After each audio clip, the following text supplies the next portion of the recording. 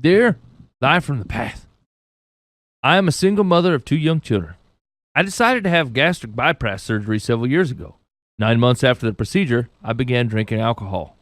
The drinking became progressively heavier, and within a few months, I was a full-blown alcoholic. It is as if I gave up binge eating for binge drinking. It took a year of struggle to stop, with the help of my friends and family who pushed me to seek inpatient treatment. I am now almost 3 months sober. Both with sobriety, I have lost a lot of the kindness. But with sobriety, I've lost a lot of the kindness from my support system. Despite my many apologies, some have told me of their disgust for me, and others have cut ties to me completely.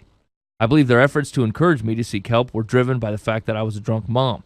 They wanted to help for me so I could be a fit parent. However, now that I am in recovery, they no longer want to be a part of my life. The shame is real, and so is the loneliness. I'm now at a point where I need to ask, am I justified to feel insulted by their lack of support and happiness for me now that I'm healthy and being the best mom I can? Or should I accept that I really messed up and be grateful that I had help at all? I'm not clear. So the people encouraged her to get help, and she got help. Now they don't like her. She got help? Did I hear that right? Is that... Yeah.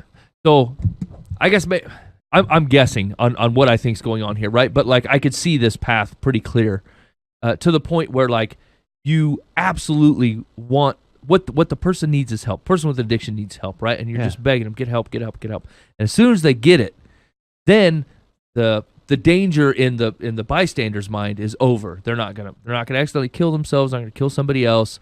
Their health is turning around, and then it sets in that like, man, actually, now that I look back at the last 3 years, you've brought me nothing but pain. And if you're not in any physical danger of hurting yourself, I'll be honest, I don't want anything to do with you. You're just a pain. You're a pain to me. You bring me sadness. You tore up my life the last 2-3 years, and you seem like you're getting better. And my job's done. I lifted this because you couldn't lift it. Now it's your turn to lift it, and I want out. If someone's a jerk, you're willing to bypass that out of concern for their physical well-being. Yes. Once that part is tucked up, now you come back to the fact that they're still a jerk. Yes. And you don't want to deal with them. Or I mean, maybe their behavior changed after they got help for their addiction. But I mean, the past 5 years, all you got is remembrance of them being a jerk, and so you have a hard time believing the first 3 months of sobriety, this is the new me. You're like, yeah, I don't know. I watched 5 years of a jerk. I'll wait this out. I'll wait it out and see. Right. Or they're even in a place to be where they feel like they're competent enough to be held accountable for the things you were pissed at. Yeah. Now that you're functioning as a full human being without dull faculties, let me tell you what you did. And I mean, the outsider may want to let them have it and say, look, here's the things you missed out on because you were passed out drunk. You left me to watch your kids at 3 a.m. without even telling me.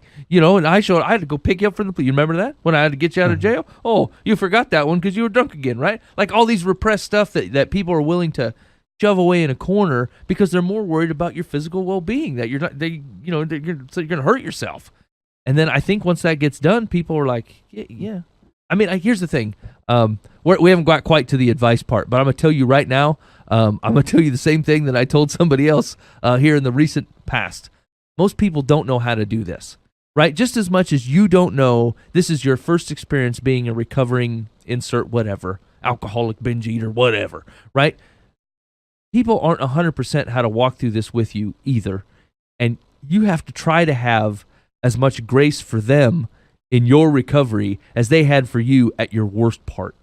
When they still showed up and still tried to get you into treatment, still tried to help you, and still took your phone call after you did all these things to them, they're not real sure on how to interact with you most of the time. They're very mad at you. You put them in some terrible situations. You really screwed up, and they paid the price for it. They carried the weight of most of your bad decisions. And I don't think they necessarily want to throw it back on you. I think they just want the weight off of them and want to watch you carry it for a while. And you're going to have to give them a little grace to have that happen. I think that's harder. It's why they recommend people who are close family friends or friends with people who have addictions to go to AA too, right? It's to understand the thing and deal with, like, as you're the person that took on all the weight from whatever that addiction didn't just wreck the guy or the gal, it wrecked the people around them. And, the addict can turn around and get help, and then everyone else is sitting there harboring anger and just nasty inside of them for years. and they need the same amount of help to get through it and see what happened. Obviously without knowing your personal situation or the lengths of the problem that you caused, I would say you'd probably be best to try to give the most grace you can muster. And I would pray for more than you got, because you ain't going to have enough. You're going to feel like everyone's probably abandoned you, and everybody's probably mad at you. And the truth is, they probably are mad at you. You probably tore their life up for a while and infringed on them on living the life that they wanted to live, and that what they saw was good, and they felt that they had to abandon their own plans to come sweep up after whatever mess you created. And so 3 months, I think you're going to have a lot more grace than that. I'd put it in the years category, and I wouldn't expect any instant turnarounds. Well, and if she's in a 12-step program, who knows what her treatment was. Part of one of the steps is to make amends, and being honest with and taking an inventory of what you have done to other people. So part of that is really owning up to the difficulty the other people are having right now, and the things you just mentioned, Mike. I mean, how you mistreated them and how you blew up their lives and everything.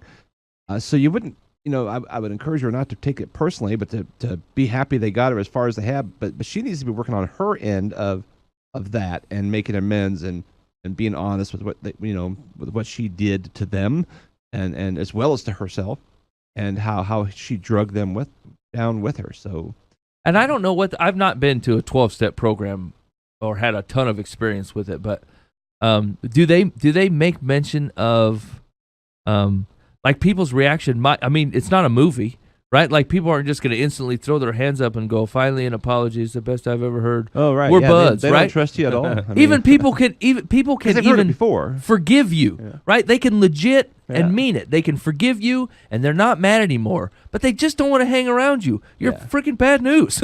Right. You brought nothing but bad news, and I'm not mad at you, and I'm not holding against you. But to be honest, every time you come over here, something gets torn up. Right? Yeah. Either my life, my heart, my house, whatever, the kids, I don't know, whatever. But you just bring bad news with you. And so you're going to have to give people a little bit of space to realize. Come back 5 years sober, and then we'll talk about it. That's right. Then I'll maybe believe it. And it seems really, from the addicts, recovering addicts, I can see that's just heartbreaking, right? The things that you wanted most are now, nobody wants anything to do with you. But I think if you own that correctly, you can love them enough to see what you did and realize that why they are the way they are. They're not jerks. They don't hate you. They still love you. They just don't want anything to do with you right now because you bring a tornado of mess. And that's just true. and addicts tend to live in the moment. That's their problem. So they're not thinking long term. They're not thinking future or past. They're right now. I'm not participating in my addiction, and so they're like, well, can't you celebrate with me? I mean, that's where she's at. Well, you should be happy for me. We should be in this together. And everybody else knows, well, tomorrow you're going back. Yeah, it's up in the air. Maybe. I mean, we hope you don't. It depends on how many times you've done this dance with them or whatever. And addiction's a real deal. It's not. We're not making light of the addiction part of it. Right. I think what we're more saying is that from the addict's perspective, you have to realize that you're moving on to bigger and better things.